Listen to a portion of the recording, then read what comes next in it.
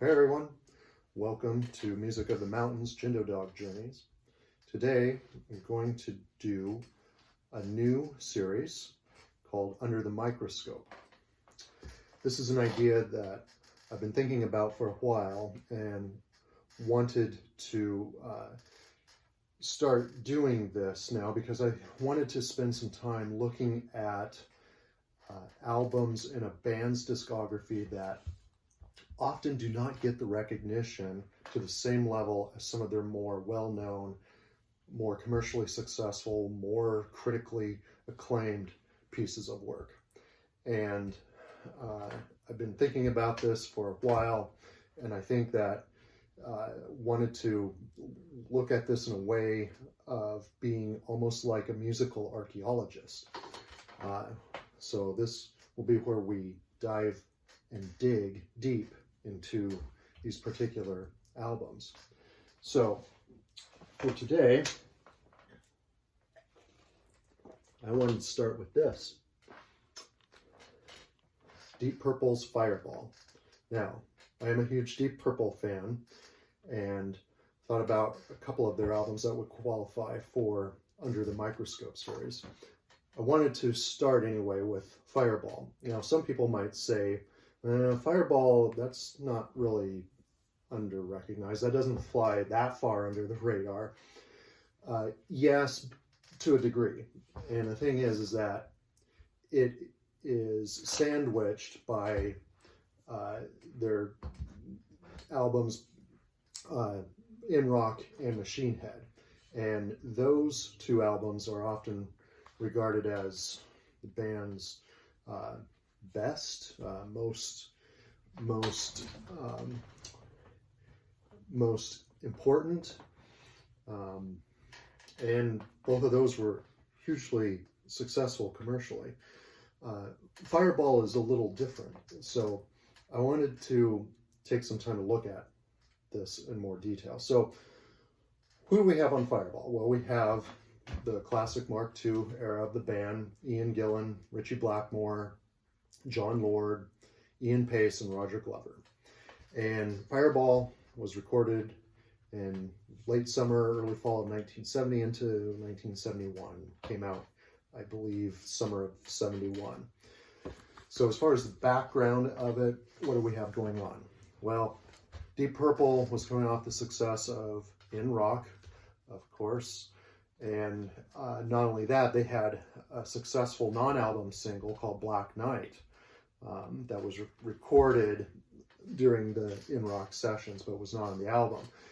So they've been doing a lot of touring, and as such, they haven't had time to really put together any new songs. Nothing is prepared. So late summer 1970, they gather to start working on the follow-up album. I believe they meet in some studios outside of London, and the first thing that they create is a song called Anyone's Daughter. And reading a little bit about the history of the recording sessions, they were all just sitting around trying to find something inspiring to go on, and they come up with this song. And this song is very different than much else in their catalog. It's kind of a country song, country western song. And it was ironic reading about this because right before they came up with this, the day before, they were all talking about how they were excited to make heavy, energetic music. And then they create Anyone's Daughter as the first song for Fireball. Very interesting.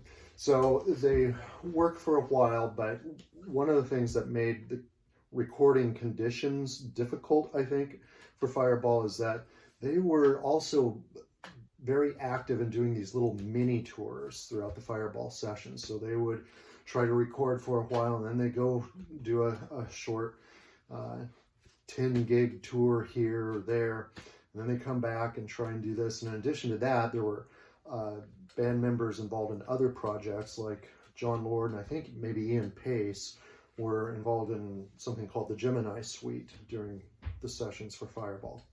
So a lot is going on. Nevertheless, they keep plugging away at it, and I think that if anything, even though these are kind of distracting conditions to record an album and maybe not the most ideal, it does give a sense of spontaneity to the recordings, and maybe that contributes to what I think is a very adventurous sound overall in Fireball. So what do we got on the album? In addition, I've already talked about Anyone's Daughter. I think I should also mention that there are a couple of different releases of the album. There was an album that was released only in the UK and Europe that is actually what I have here, this LP. This has got a nice gatefold up to it, and the back cover. But this UK version contained the song Demon's Eye in lieu of the song Strange Kind of Woman.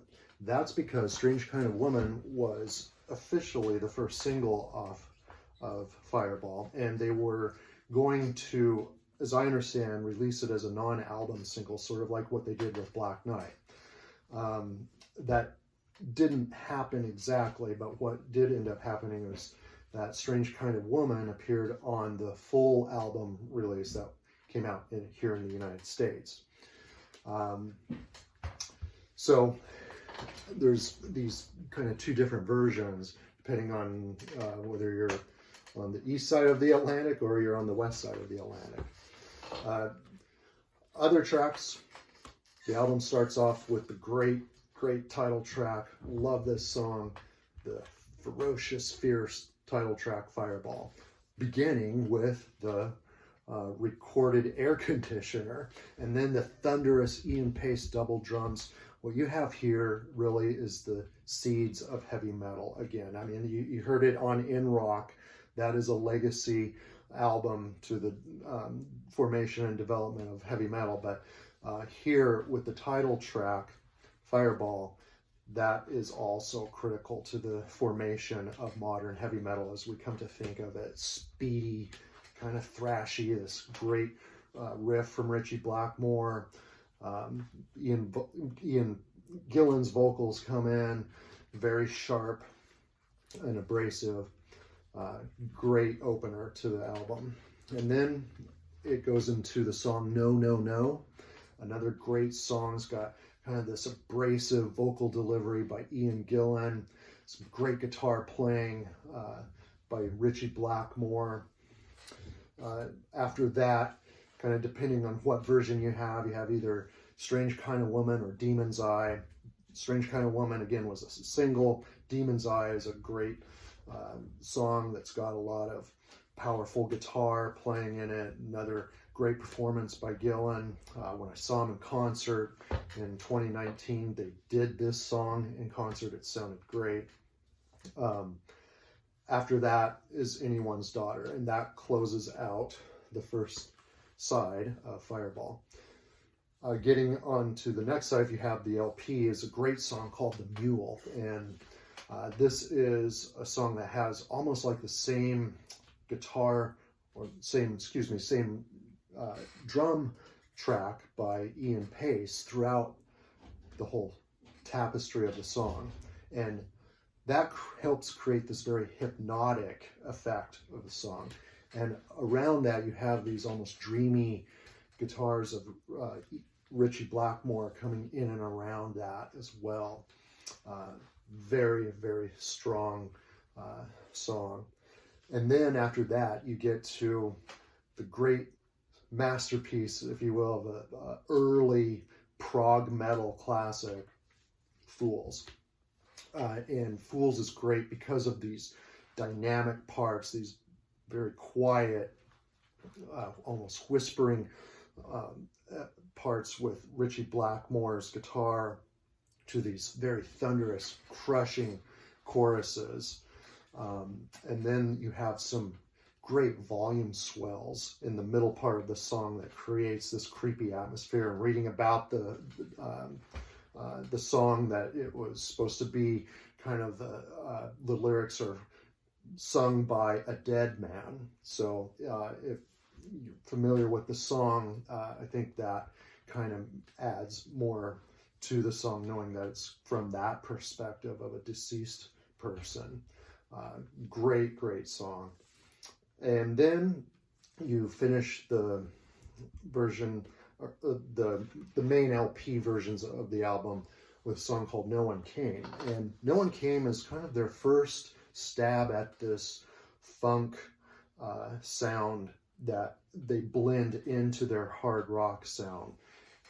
This would, of course, become more prominent on the Mark III edition of the band when Mr. Coverdale and Mr. Hughes joined the lineup. But No One Came is kind of a thick, funky number and an early stab at that approach in their music, which is a part of their style that I always really enjoy. And Ian Gillan's singing on that is great. He's got kind of this gravelly lyrical style going on throughout that song, which adds a lot. Now, in addition to the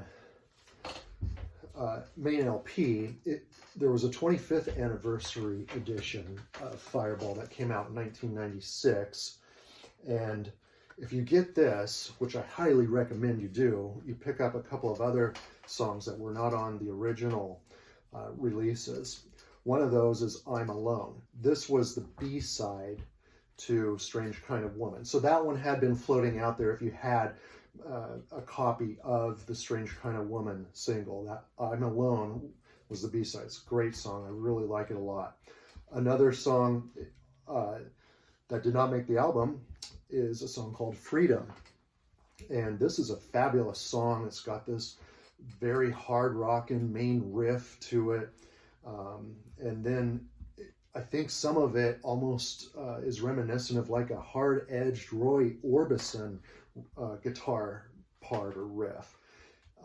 In addition, the song finishes with Ian Gillan just spewing and screaming intense vocals that would just shatter glass. It's a very intense ending with him singing and screaming like in that style. It's fantastic. And then there's a song on the 25th anniversary edition called Slow Train. And this apparently had been sitting in the archives for a long time that was finally rediscovered and included on the 25th anniversary edition of Fireball. And this is a great song. I kind of wish it would have been on the main release of the album. It's got a very heavy part, and then it's got this fabulous middle section breakdown where Ian Pace's drumming style is reminding me of like a Kenny Rogers song. I think it was Ruby, Don't Take Your Love to Town, if any of you are familiar with that. But in addition, there's great interplay between Ritchie Blackmore and John Lord in this section, and the song is just fabulous. And maybe if it was edited a little more, it could have made the main release. Anyway, those are the songs. I think also one thing to note about the recording of Fireball, that there was starting to be more of the tensions in the band members. I know they were very pulled in many directions, a lot of new pressures they were faced. Some of the stuff that I was reading, of course, this is about the time when Ritchie Blackmore is doing seances, and one story goes that Roger Glover was sleeping one night and Ritchie Blackmore attacks his bedroom door with an axe and starts cutting through the door with this axe, and Roger Glover is violently awoken and chases Ritchie Blackmore down the hall, and they get into a big brawl about it, and seances going on. Think about that kind of overshadowing some of the recordings on Fireball. Fireball overall was pretty successful for the band. It went #1 in the UK, and I don't know where it got exactly in the US, but it was pretty successful overall. I think, though, that when I start thinking about it, I just don't hear a lot of the critics give it, to my satisfaction, the recognition it deserves. So I encourage you to dive back into Fireball, listen to the songs, and let me know what you think of this great album that we put under the microscope today. Have a good day, everyone.